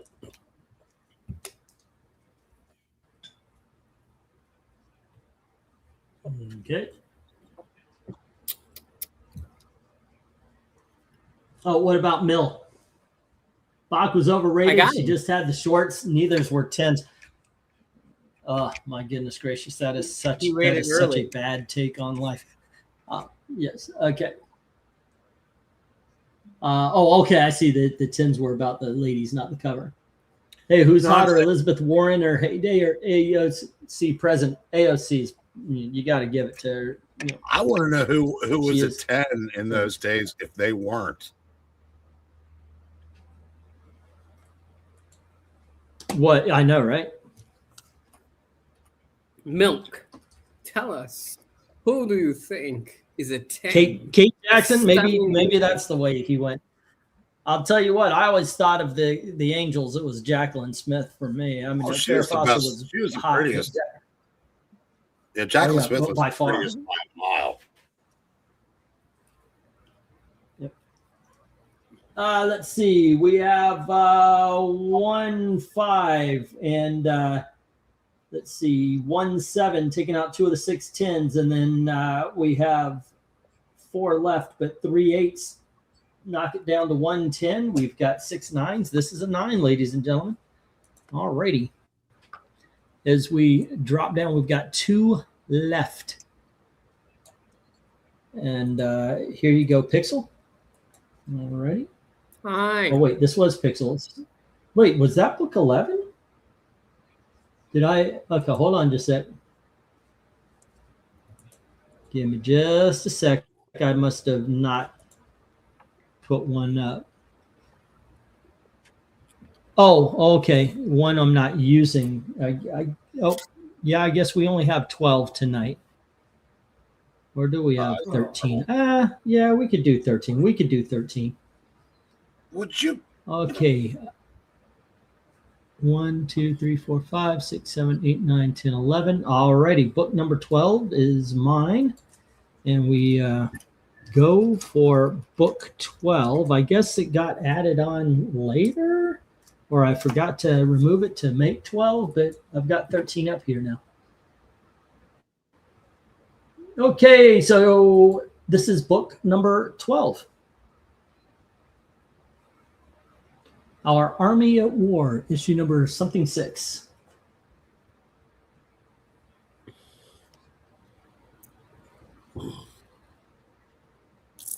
Once again, I like the shading on. Is that charcoal? Is that what he's using to create that look on the tank? It's amazing. I mean, it's really good. The bullet strikes on the ground, the fire, the tank's on fire. It's just, you could see that the tank 711 is still in the fight, although its big gun is taken out. Great fucking cover. 10 for me. Eric, what do you say? Tank, run over. Man, make squishy. I rate 10. All righty. And how about you, Pixel? Reading its number, all I can think is, thank you, come again. Tank 711 will give you the Slurpee. Yeah. Thank you. Thank you. Come again. Thank you. Pleased to be coming out of the chip file. Your chance to be a hero is long since passed. Austin. All right. You haven't scored it. Austin Proctor calls a doctor, and he starts with an 8. Grand right. Animal Machi says, "What's up, doc?" I just figured to go straight into it. Let's give this a 10. Okay. RDB says this is a 9. Michael Mouse Taylor says, "Oh boy, 10. Fantastic cover and very nice detail." Dizzy Rose says, "I agree, Mickey. It's a 10. Darth Gato says 10. Another cool cover. One slick dude says that this is a 10. Milk says good cover, but doesn't sell me. But 7-Eleven now makes me want to go get a Slurpee. 7. Darkness comes as 8. 8 something, but something's missing to get me to read. And they says, how about this? Cheryl Ladd or Bo Derek?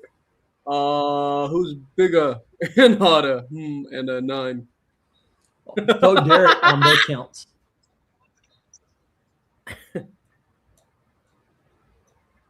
Something. Wrong button.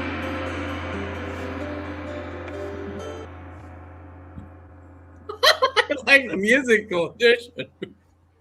Yeah, I went too far down. I hit the music instead of Everywhere. Big tanky blow thing. I rate 10. All right. Big tanky blow thing. There's a joke somewhere with that. I can't figure it out.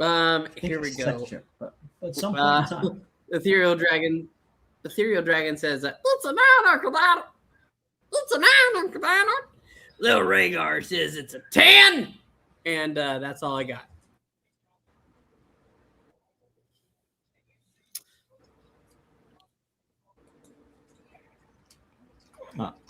All right.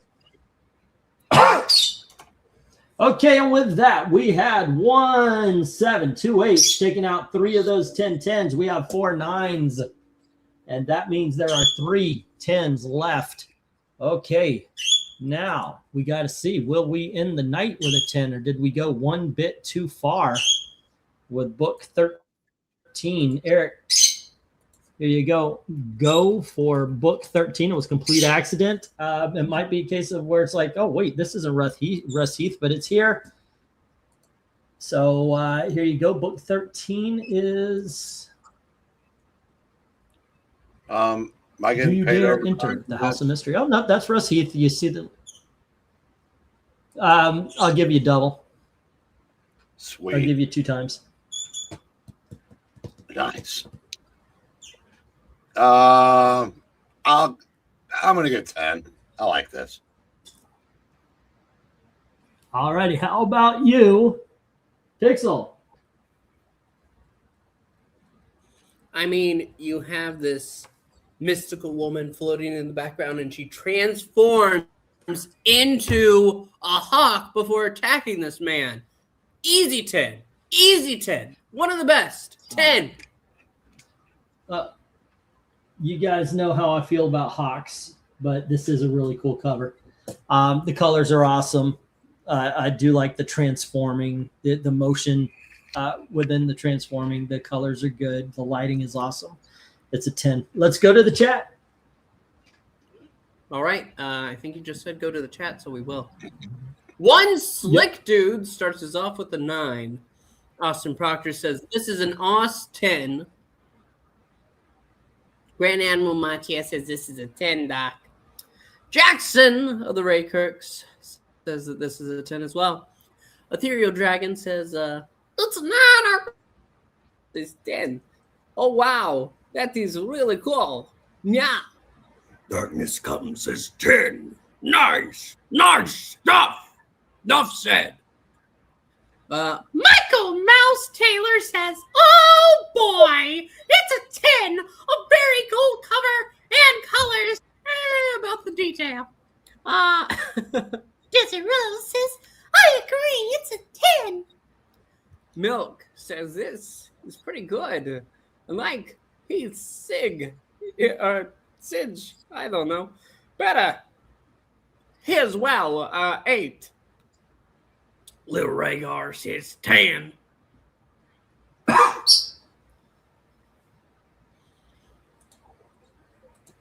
Something.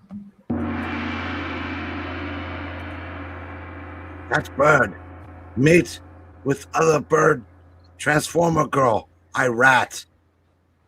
Gotta call him read him as I see him. 9. In Seymour or Diane Lane. This gives me Thundercats vibes for some reason. 9. And RDV says that this is a 4. Was I muted or did I read something wrong?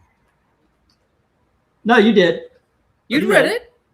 Okay, then I'm muted. Okay. Short-term memory. What?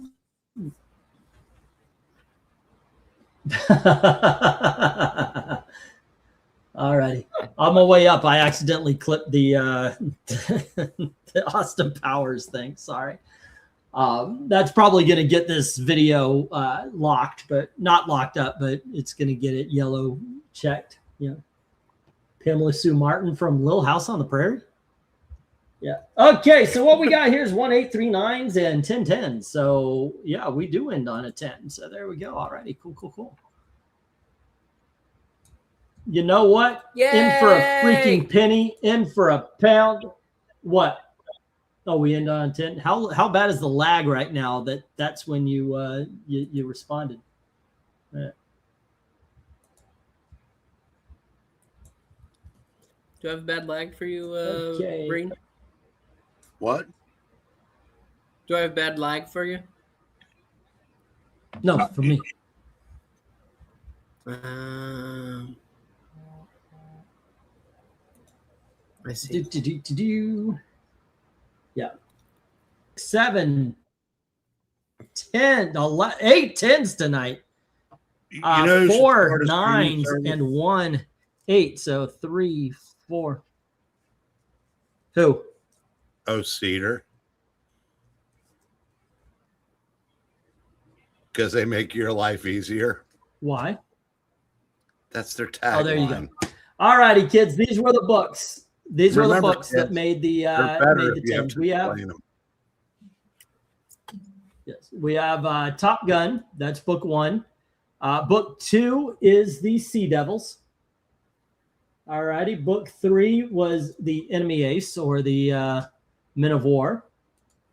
Okay. Book 4, 1, 2, 3. Book 4 was the Journey into Mystery. I got here. Book 5 is the GI Combat.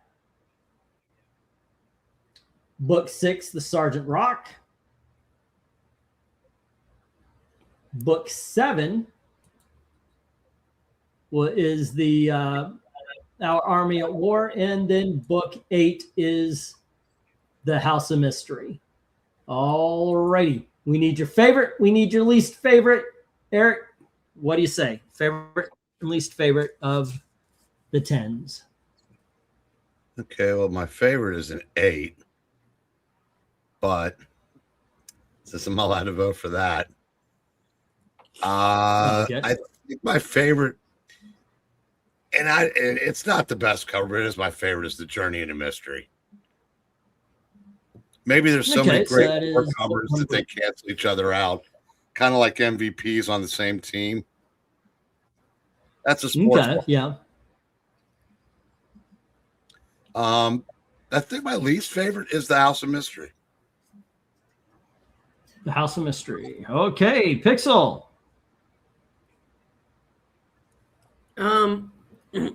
My favorite is actually number 1, Top Gun. I know that looks nothing like Tom Cruise, but no, that's a great cover.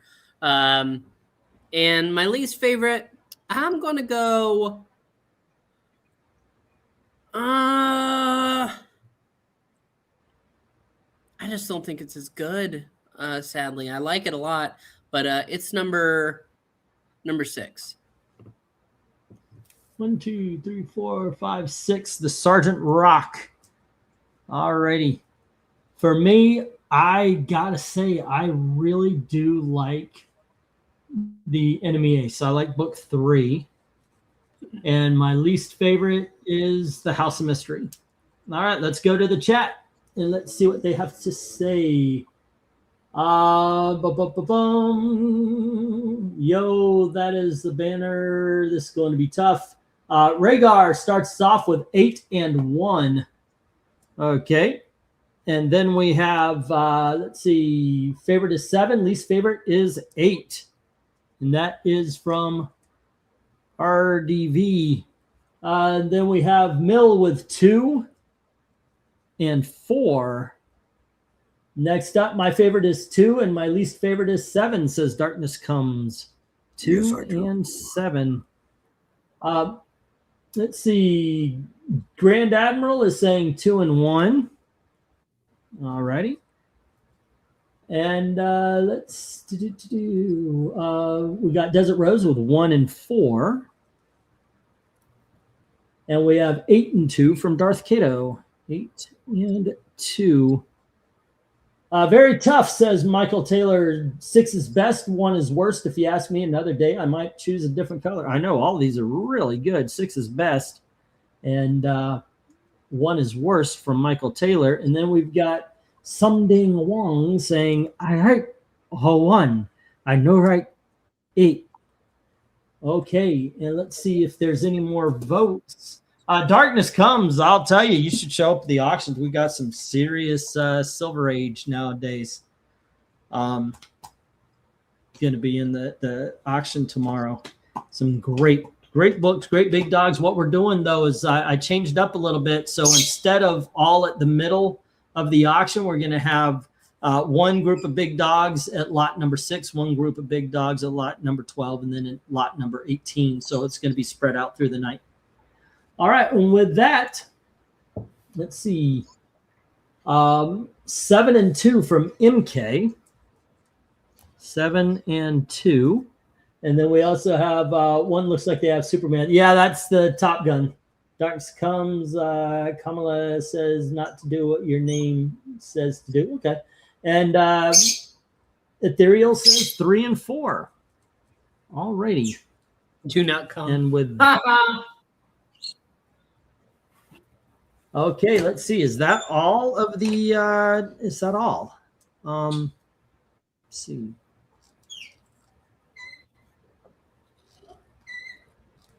That is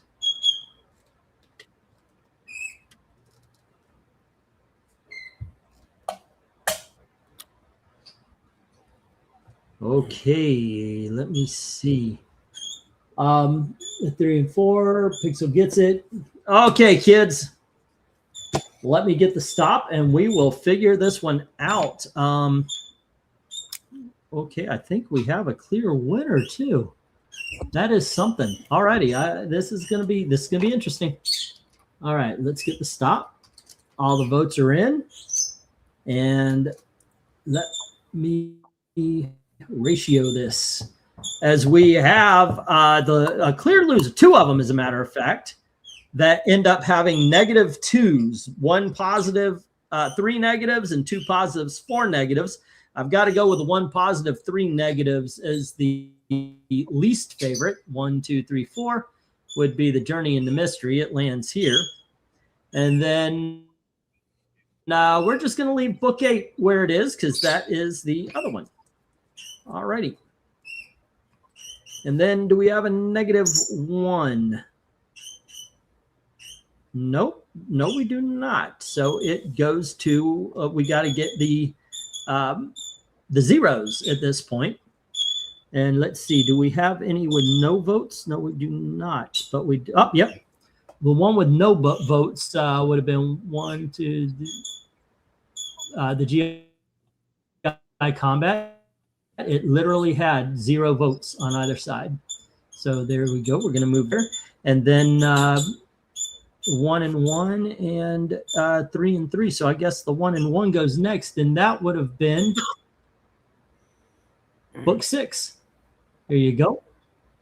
And then the other one would have been book 1. Okay, so we are down to the 2 here. And we've got 1 with only 1 point and 1 with 2 points. We've got 2 positives and 1 negative, and 2 positives and no negatives. And ladies and gentlemen, boys and girls, the book you are sending to the bracket fights are the Sea Devils. Book number 3. It got 2 positives. We were everywhere. We were almost everywhere on this one. But there we go. We're sending the Sea Devils.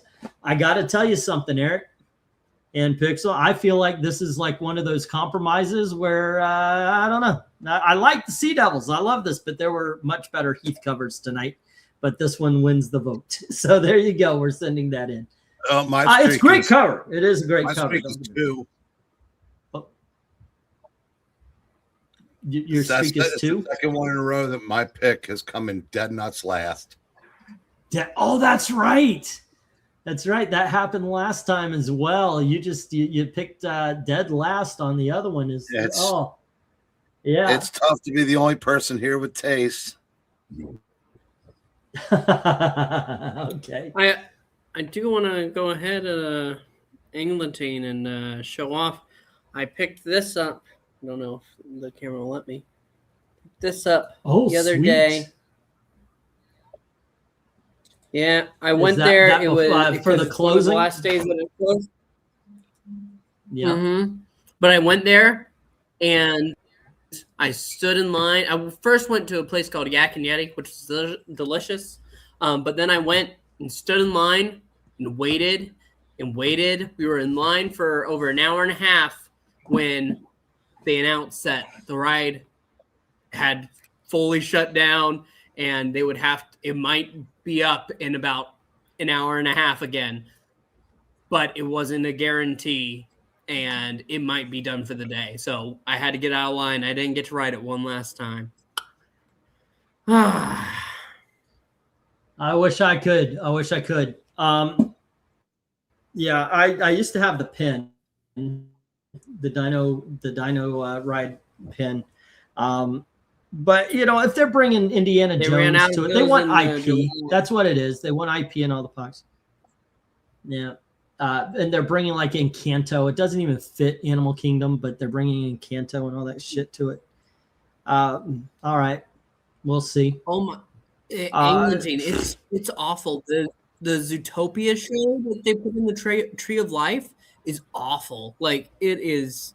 I hear. Roll your eyes and get me out of there. And I think it's like half as long. It's just a farm. It's just to move people through it. That's what it is. If they shorten the ride, they used to treat Twister like that when I worked there. They didn't even care about show quality. Let's just cycle them through. It's because they have a very weird way of telling what rides people. They have a very weird way of telling what rides people like. Wow. They go, who picks this as their favorite, and that's it. So like if 1,000 people say The Mummy is the favorite ride, that's the one they're focusing on. Nobody picked Twister as the favorite ride. But if you looked at the lists that people would do, like if they filled out the thing and it was top 10, Twister was always in the top 10. It's just it was never number one. And that's all they paid attention to. It's ridiculous. So they would have us cycle through and they would have us start shows before the doors were fully shut. Well, if you do that, the room doesn't get pressurized and the twister doesn't actually form in the middle of the room. So we were doing bad shows because they wanted us to cycle through. I got in troubles because I said, screw that. People came to see the twister. Yeah. They come to see the tornado and the big, and so I slowed down the shows. I said, you make sure that those doors shut before you start this. And because I said that, I got in trouble and got written up for it. Go figure. I want show quality. Mystery did not sell the books as Darth Cato, while someone has a lot today in the back. Pistachio has been pretty quiet. I could perk them up, but no.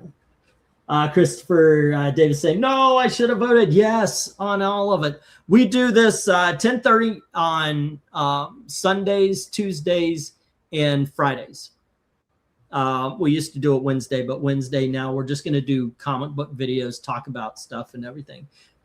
This Wednesday, we're doing your favorite three of your favorite single issue comic books. Bring that in. Can't be a part of a major storyline, but I think Eric put a kibosh on that. It could be one or two, like a part of a 1 or 2 story, but it's okay. Let's see. Sea Devils equals the ending to Cabin in the Woods. Yeah, I know. I can't argue with Sea Devils. They do have great covers. I wouldn't mind going back and doing 12 through 26. Sea Devils made it to Legacy Story from Lynn Wine and the Challengers in the same page as Summoner. And they also made it to the new History of DC Comics. Respect. Alrighty. Guys, the more I reread the new history, the better it gets, says Summoner. Everyone hates it like everybody. I don't. That's cool. Everybody, you like what you like. Should do all war next time. Well, next time, I just got a commission for a video. So next time we're doing Superboy covers. From the 1990s, there was a Superboy TV show.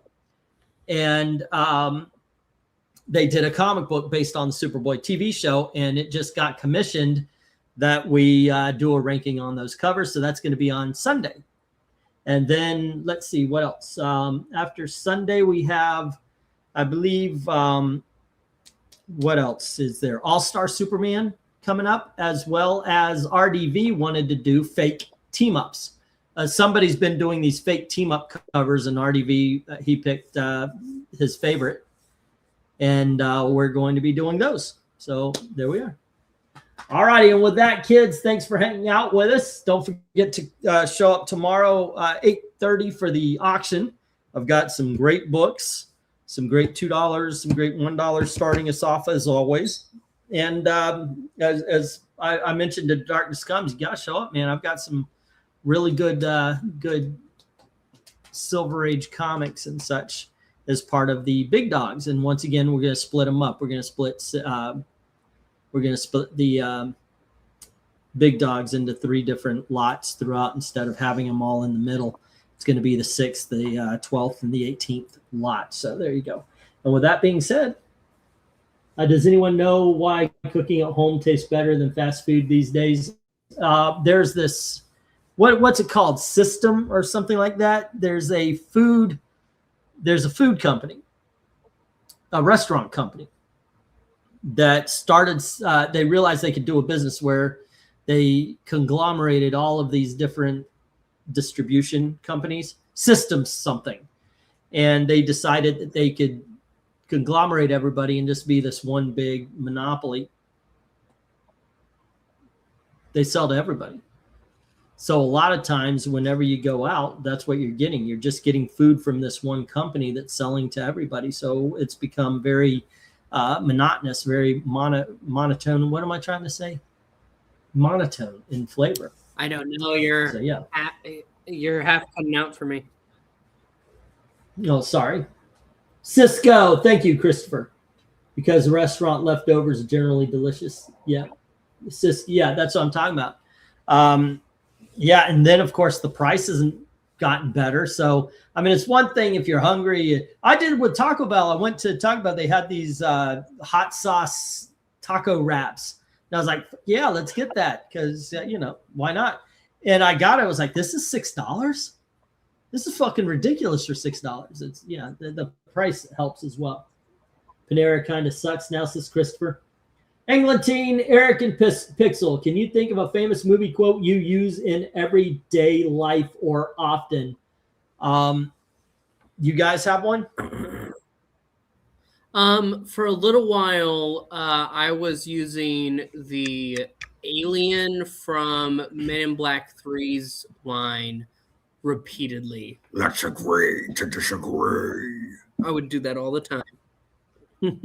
Okay. It was fun. How about you, Eric? Is there a line you use? Whenever I'm down at Phil's store and he buys a shitload of crap that there's no room for, I quote Jaws. We're going to need a bigger one. For me, I guess the one we use the most, Gail's favorite movie is Christmas Vacation. Not favorite Christmas movie. It is flat out her favorite film of all time. And in it, they have this green Jello show up as a Christmas gift. And Cousin Eddie says, "Hey, can you hand me more of that green Jello? It is good." And anytime me or Gail like something, now we'll say, "Oh my gosh, that was good," and that is what we quote back and forth. We do other things, but I think that is the number one. Also, from Elf, we do make work your favorite. Like, oh yeah, that's my favorite movie. Oh, who cares? Make work your favorite. We'll do that. So, but good. That is the flat out most that we do. Let's see. It's correct though. There's a bunch of crap they include in the processed fast food that you didn't even need, says Rhaegar. Although our local small fast food joints are still good. Yeah, a lot of the mom and pops. There is it looks very janky, but there is a thing called salsas. It's just it's a Mexican restaurant that looks like it's in a warehouse that somebody slapped a sign on, and it's delicious. I would go there before I go to Taco Bell. I like the mom and pop stuff around here more than I do the fast food joints. And a lot of times, anytime I get a fast food anything, I feel ripped off. Let's see, like who pours sugar in salad, says Rhaegar. Wait, what? Christmas Vacation is a really good movie, says Darth Kato. Yep. Let's see. Today I ate chalupa from Taco Bell and it was tasty, says Summoner. Let's see. Desert Rose gave us one. I have to see that. Never saw it. LOL. Oh, okay. Hold on. Where's Desert Rose's quote? Damn the man, save the empire. Okay, I remember that one. I was not a lot of people know this, but I was a projectionist in the 90s and saw everything. McDonald's put sugar in its salad. Ooh, that's weird. Yeah, that was good. I loved saying 121 gigantic watts. Oh, gigawatts. 1.21 gigawatts. What the hell is a gigawatt? And you either die a hero or live long enough to become the villain. Or you stay on too long for a live stream and you get tired. All right. Anyway, guys, show up tomorrow, 8:30 p.m. for comic book auction. Got some great books to show off, hopefully to sell. Those of you who haven't seen, it's the featured video, by the way. So if you haven't seen the comic book haul that I got on the last trip to the comic book show, there's a lot of good stuff. There's going to be a lot of good stuff showing up. I was going to do an unboxing. I got a lot of 2s, 3s, and 5s and such coming in. And I was going to do an unboxing. I may still tomorrow. It's just in all honesty, today I was so stuck on getting books out to the flea market and rebagging and bagging boarding stuff that I don't have bag and backing boards for, that I didn't do the unboxing today. But I got 3 short boxes of comics in. And yeah, a lot of it are the $2, a lot of it are $3 and such. So not big dogs. There's about 4 or 5 big dogs. Well, no, that's not true. I got a pile of big dogs about yay tall sitting over there. I showed off a couple of them. One of them is a cherry Pop-Tart issue. Go ahead. Or you keep a live stream going for, hey, let me show tomorrow's books. It might prompt somebody to put 40 minutes later in the comments. Did it do it? Did anybody put 40 minutes later? Oh, you were.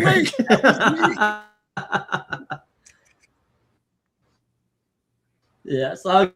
Okay. Here you go, guys. You guys have a great time. And as always, thank you very, very much for watching. See you tomorrow, and I will do an unboxing tomorrow.